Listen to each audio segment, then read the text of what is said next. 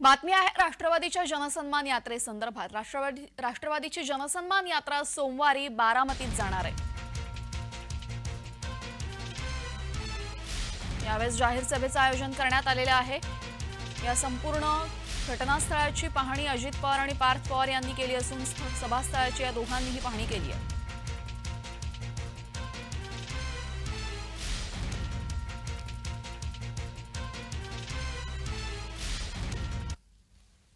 विधानसभेच्या पार्श्वभूमीवर राष्ट्रवादी काँग्रेस पक्षाकडून जनसन्मान यात्रा जी आहे ती राज्यभर निघालेली आहे। उद्या ही जनसन्मान यात्रा उपमुख्यमंत्री अजित पवार यांच्या बालेकिल्ल्यात येणार आहे। मी सध्या या ठिकाणी जनसन्मान यात्रा जी आहे ती मिशन हायस्कूल या ग्राउंड वरती होणार आहे। या ठिकाणी आपण पाहू शकता, या ठिकाणी उपमुख्यमंत्री अजित पवार यांचे चिरंजीव पार्थ पवार या ठिकाणी पाहणी करण्यासाठी आलेले आहेत आणि या पाहणीच्या दरम्यान कुठलीही गैरसोय येणाऱ्या कार्यकर्त्यांना होऊ नये यासाठी काळजी जी आहे ती पार्थ पवार यांच्याकडून घेतली जात आहे। ते या जनसन्मान यात्रेच्या माध्यमातून उद्या उपमुख्यमंत्री अजित पवार यांची बाईक रॅली देखील होणार आहे आणि ही बाईक रॅली जी आहे ती बारामती शहरातून निघणार आहे। मोठं शक्ती प्रदर्शन करत या ठिकाणी या मिशन हायस्कूल ग्राउंड वरती ही रॅली जी आहे ती दाखल होणार आहे आणि या जनसन्मान यात्रेच्या निमित्ताने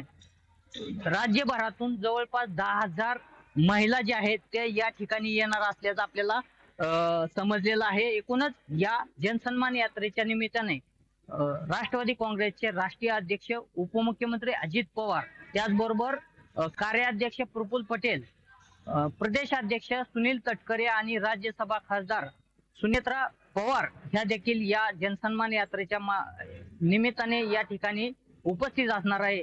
यामुळे या जनसन्मान यात्रेच्या निमित्ताने उपमुख्यमंत्री अजित पवार नेमकी काय भूमिका घेणार, काय मांडणार हे पाहणं देखील महत्त्वाचं ठरणार आहे। नवनाथ बोरकर, जय महाराष्ट्र न्यूज, बारामती।